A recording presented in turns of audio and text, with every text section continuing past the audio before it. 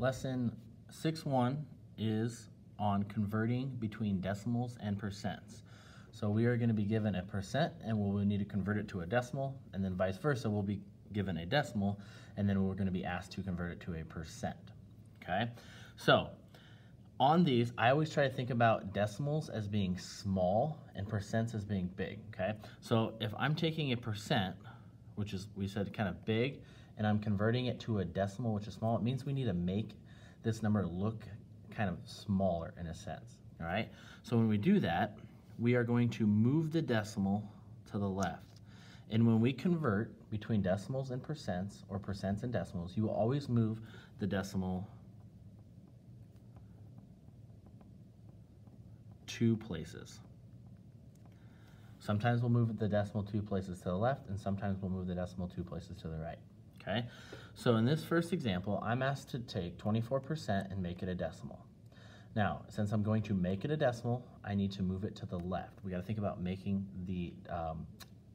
it smaller. Okay, so in the number 24, we don't see a decimal, but we know in a whole number, if we don't see it, it's really at the end.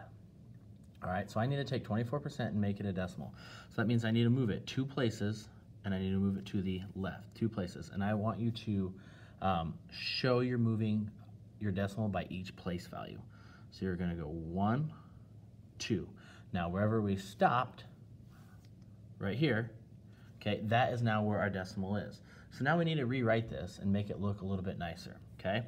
So now my decimal is in front of the 2. So I'm gonna include my 0, and then I'm gonna have my decimal, because that's where we left off, and then 2, 4. So 24% is the same thing as 24 hundredths, okay, 0.24, all right?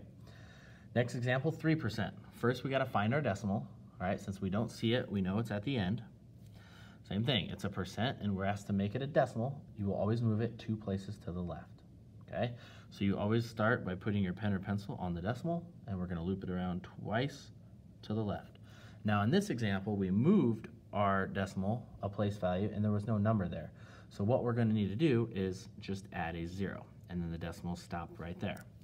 So when I write this answer nicely, we're gonna include that 0 out in front, that placeholder, and then my decimal, and then 0, 3.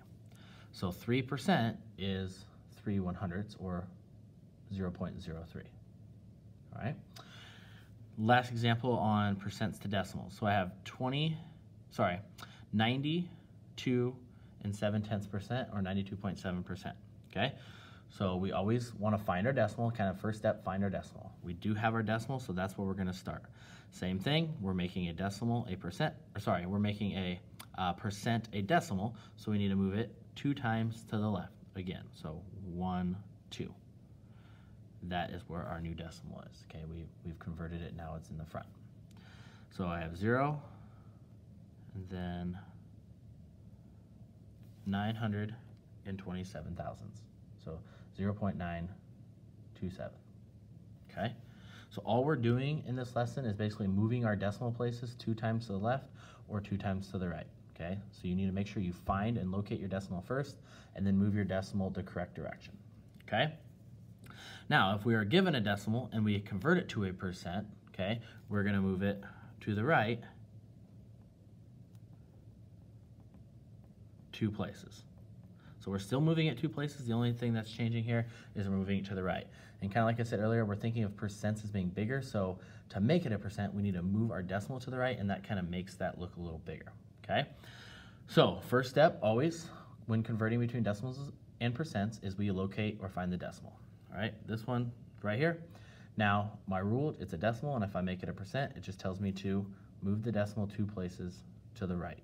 So I'm gonna move it 1, 2, and it stopped there.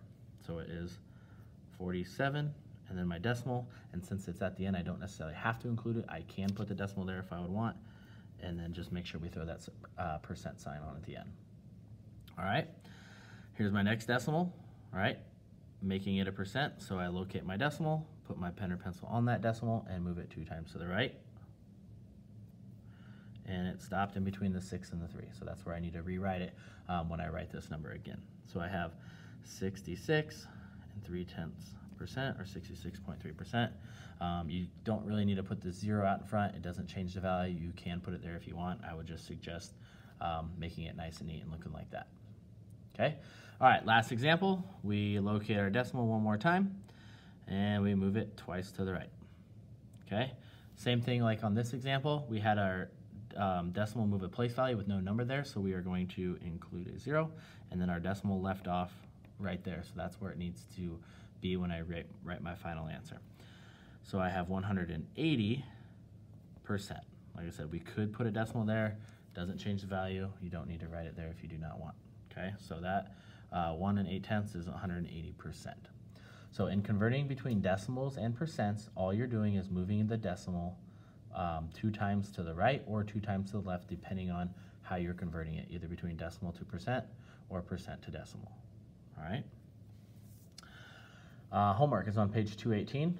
You will do 1 through 4, 14 through 24 evens, and then 32 through 38 evens.